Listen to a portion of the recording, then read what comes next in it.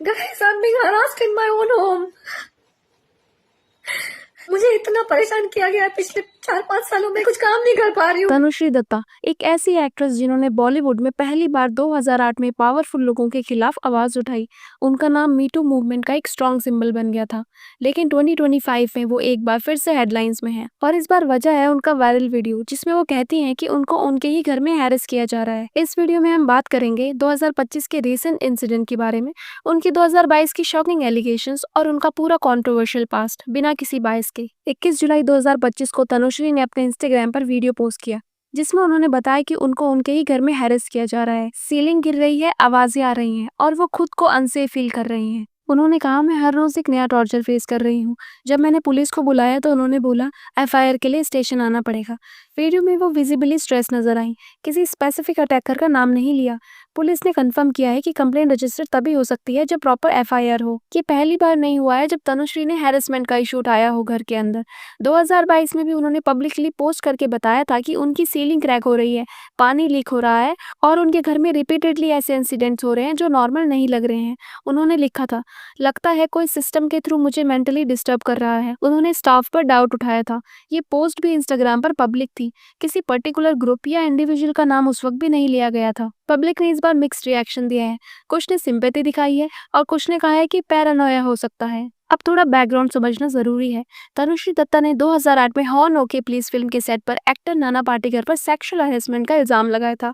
उन्होंने बोला कि डांस स्टेप फोर्सफुली चेंज किए गए।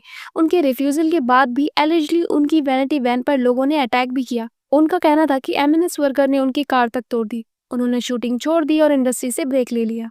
2008 का ओरिजिनल न्यूज़ फुटेज आज भी यूट्यूब पर अवेलेबल है जिसमें उनकी कार पर अटैक दिखाया गया है। 2018 में मीटू मूवमेंट के टाइम पे तनुश्री ने ये सब मीडिया के सामने लाया जिसमें उन्होंने बोला कि उनकी आवाज को 10 साल तक सप्रेस किया गया। उन्होंने कई सारे न्यूज चैनल पर इंटरव्यू दिए और नाना पाटेकर को एक्सपोज करने की कोशिश की। मीटू मूवमेंट के टाइम उनकी काफी सराहना की गई, पर 2025 के ये रीसेंट वीडियो पर लोगों का रिस्पॉन्स मिला जुला है। कुछ लोग कह रहे हैं कि ये एक और एग्जाम्पल है कि कैसे एक स्ट्रॉन्ग वुमेन को सिस्टमैटिकली ब्रेक किया जाता है। Why is she being ignored again? वहीं कुछ लोग क्वेश्चन भी कर रहे हैं, ये पैटर्न क्यों रिपीट हो रहा है हर कुछ सालों में? क्या ये मेंटल स्ट्रेस है या कोई एक्चुअल साजिश? ट्विटर, इंस्टाग्राम पर लोग डिवाइडेड दिख रहे हैं, कोई क्लियर कंसेंसस नहीं है। तनुश्री ने बोला कि उन्होंने पुलिस को बुलाया था, लेकिन जब तक फॉर्मल एफआईआर नहीं लिखवाई जाती एक्शन लेना मुश्किल है।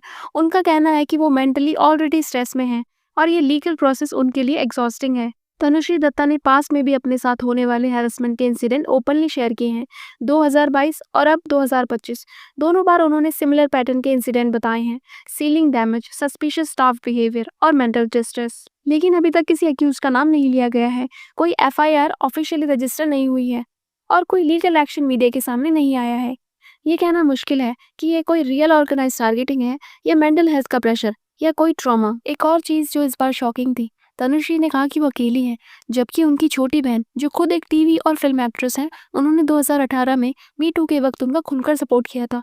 इशिता ने इंटरव्यूज में बोला था, मैं तनुश्री के साथ हूँ। उस वक्त फैमिली सपोर्ट भी विजिबल था, लेकिन 2025 में तनुश्री के वीडियो से ये महसूस हो रहा है कि इस बार वो इमोशनली और पब्लिकली अकेली पड़ गई हैं, जिस वजह से उनका फेयर और डिस्ट्रेस और ज्यादा बढ़ गया है। 2018 के टाइम पर जब तनुश्री ने नाना पाटेकर पर केस दोबारा उठाया तो राखी सावंत ने भी इस बीच एंट्री ली। राखी ने कहा, तनुश्री झूठ बोल रही है, अटेंशन चाह रही है। उन्होंने प्रेस कॉन्फ्रेंस बुलाई जिसमें उन्होंने तनुश्री को डायरेक्टली टारगेट किया। राखी ने तनुश्री के मेंटल स्टेट पर सवाल उठाए और बोला कि करियर खत्म होने के बाद वो सिंपैथी लेना चाहती हैं। इसके जवाब में तनुश्री ने राखी पर 10 करोड़ का डिफेमेशन केस फाइल किया और ये कंट्रोवर्सी भी काफी हेडलाइंस में रही थी। तनुश्री की लेटेस्ट कंट्रोवर्सी में रिएक्शन मिक्स्ड है। सपोर्टर्स कह रहे हैं सिस्टमैटिकली तनुश्री को टारगेट किया जा रहा है। Why is she alone even when she has family in the industry? Mental harassment भी रियल होता है, इट शुड बी इन्वेस्टिगेटेड। वहीं दूसरी तरफ डाउटर्स कह रहे हैं कि ये पैटर्न हर 2-3 साल में रिपीट होता है। If it's not serious, why no FIR, why no names again? इतना सब कुछ पब्लिक में शेयर करने के बाद लीगल स्टेप क्यों नहीं? सोशल मीडिया पर लोग डिवाइडेड है, कोई सिंपैथी में है तो कोई अगेंस्ट। तो फिलहाल तनुश्री दत्ता अकेली हैं, डर के साए में जी रही हैं और सिस्टम, सोसाइटी और इंडस्ट्री सभी उनके साइलेंस को इग्नोर कर रहे हैं।